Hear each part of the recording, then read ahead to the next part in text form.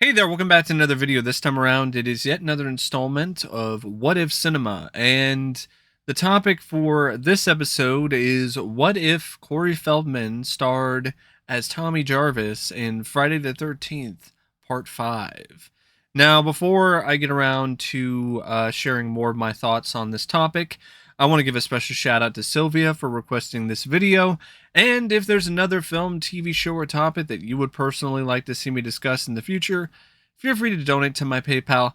The link will be in the video description down below, and I'll try to get to it as soon as I possibly can.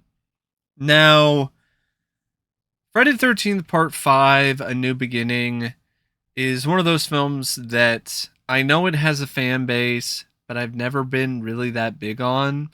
So it's always a film that I've kind of always wanted to do a thought exercise kind of video on anyway. And as usual, let's start with the director. I like Danny Steinman, but I really don't know if he's necessarily the best fit for the concept that I have in mind. So I would rather bring back Steve Miner or maybe have Tom McLaughlin do the film uh, before he does part 6. So have him do part 5 a little early.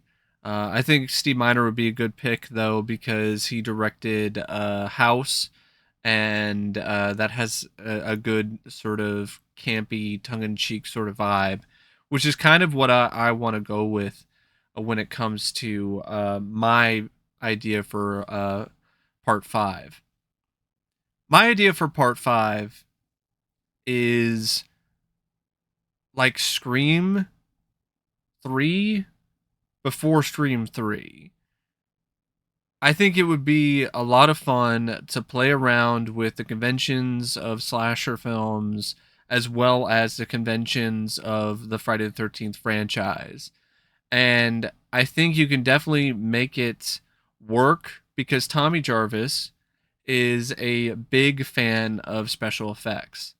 So if Corey Feldman is going to be the star and he's going to be more of the main focus here, I think it would be really interesting and definitely something that I think has a lot of potential if he would wind up doing like an internship or something like that at a Hollywood studio, working with other people, with other kids who are interested in doing makeup special effects. You could have cameos from various other makeup effects artists like Tom Savini and so on.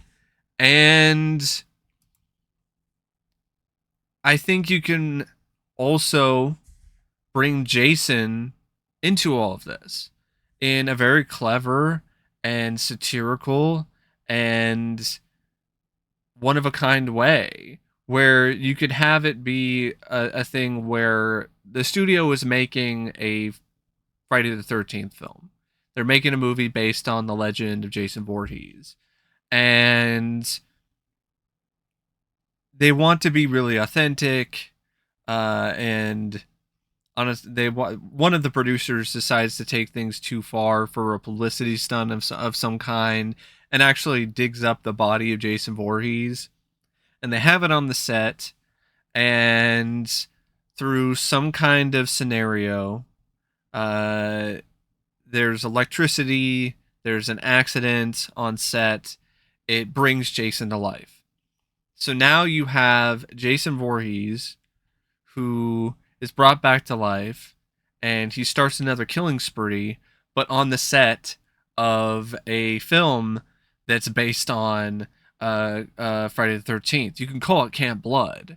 So he starts, killing people, and at first you have the director who's thinking that, oh, it's just a part of, it's just a part of the movie. Like, okay, this is the actor who's playing Jason, and he's trying to direct Jason, and there's a lot of stuff you can do with that I think could be really funny. And you could have a scene where Jason, he sees the fake Jason and takes him out, gets his hockey mask, and eventually by the end of the movie, it would be up to Tommy and his gang of friends and maybe even Tom Savini to defeat Jason Voorhees and to stop his killing spree on the set of Camp Blood. I think that's a really killer idea. I think that's a really fun concept.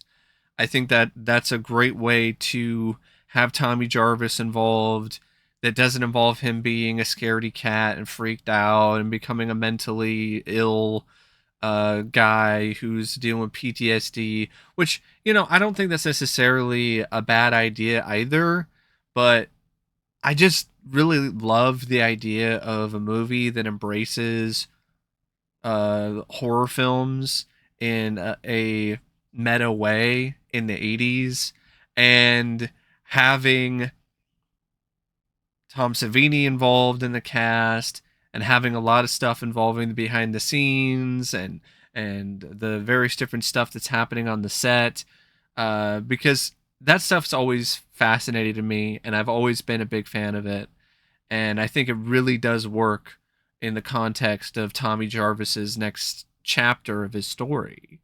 And I think it's a lot better than fake Jason, fake paramedic Jason, to me personally, or this whole like, oh, is Tommy doing it, or is Jason actually back from the dead?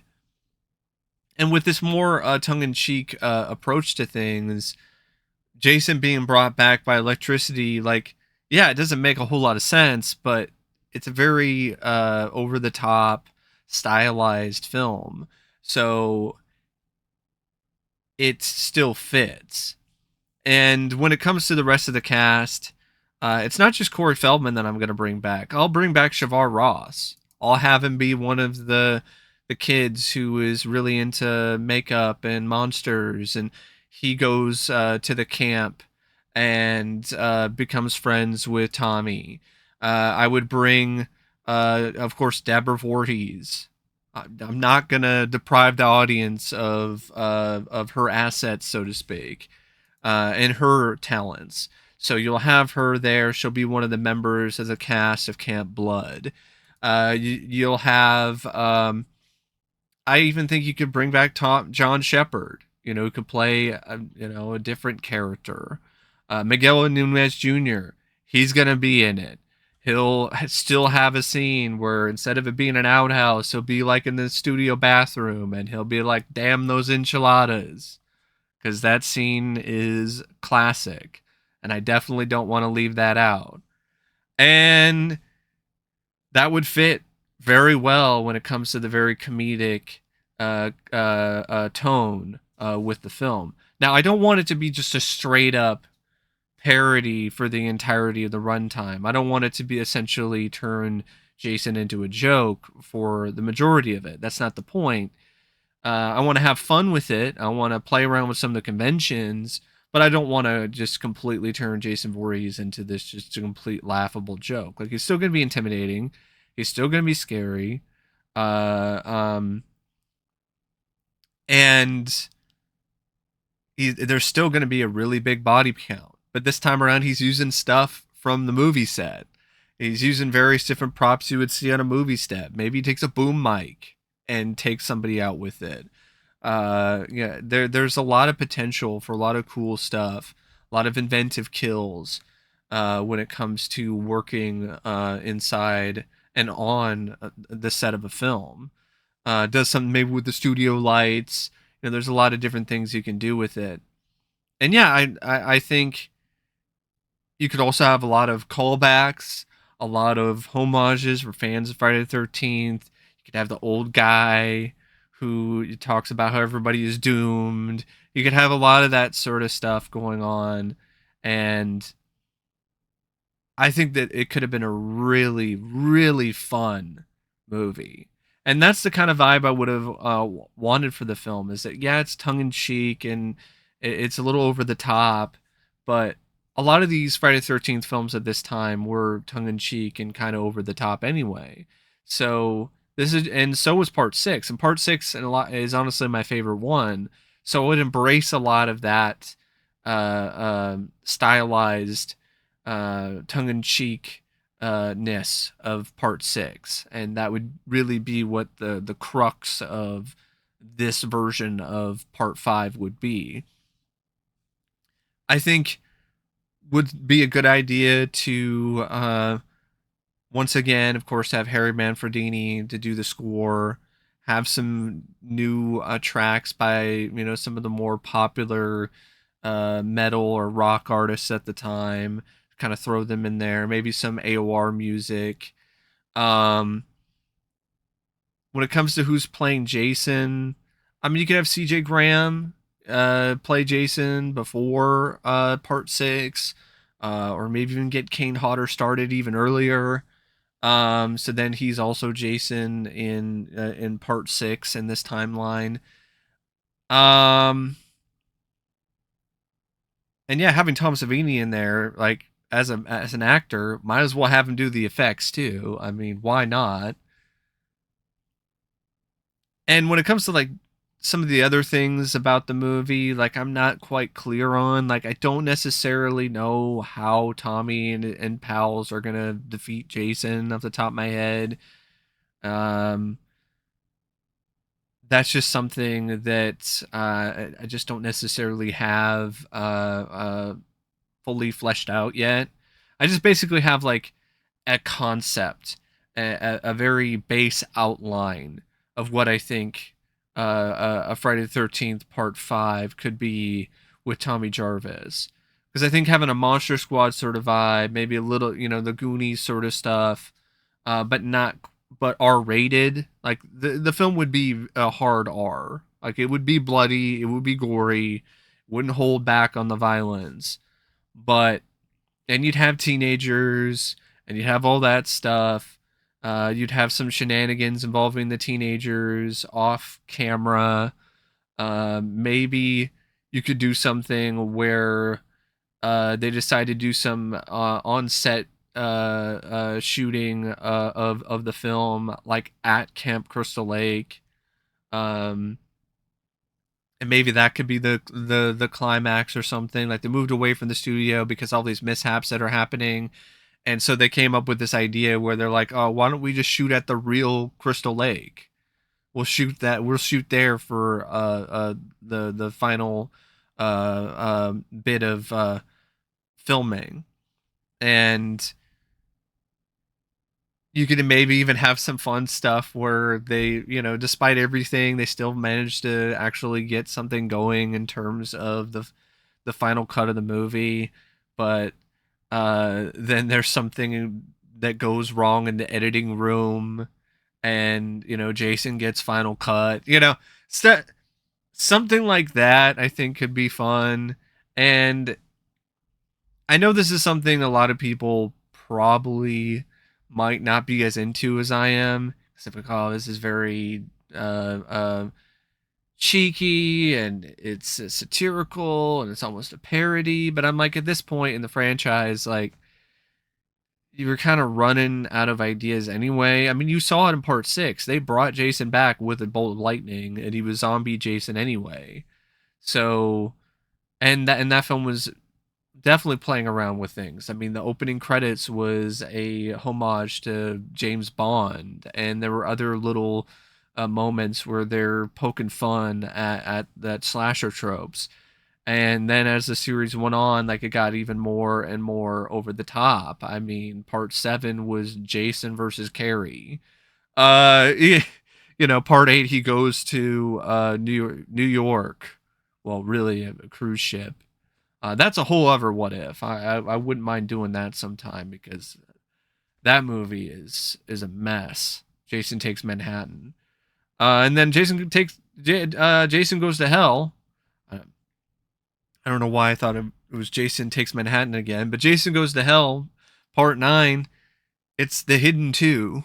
If it didn't suck, and then Jason X is Jason in space. So there's just it's it's almost really to the point where it was already going in this direction anyway. So why not go there a bit earlier and do it in a way that is a little more clever, a little bit more unique, and still kind of fits in within the franchise.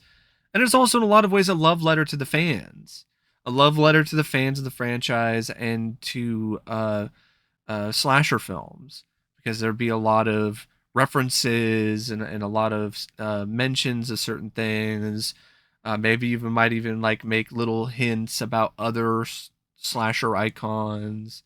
Uh, uh, and stuff like that. And maybe you could have Jason on the set of Camp Blood or just on the studio lot. And he leaves a set of Camp Blood and he's on the studio lot and he's popping in on the sets of these other slasher films and other horror movies that are being shot, or other films or shows in general. Like you could have like they're shooting a sitcom and Jason shows up. Like you could really have a lot of fun with that. There's a lot of potential and just so many different places you can go with it, with this whole studio lot setting. And yeah, that's my idea. That's my concept for Friday 13th Part 5 if it starred Corey Feldman. And as always, thanks for watching. And until next time, I'll see you later. See ya.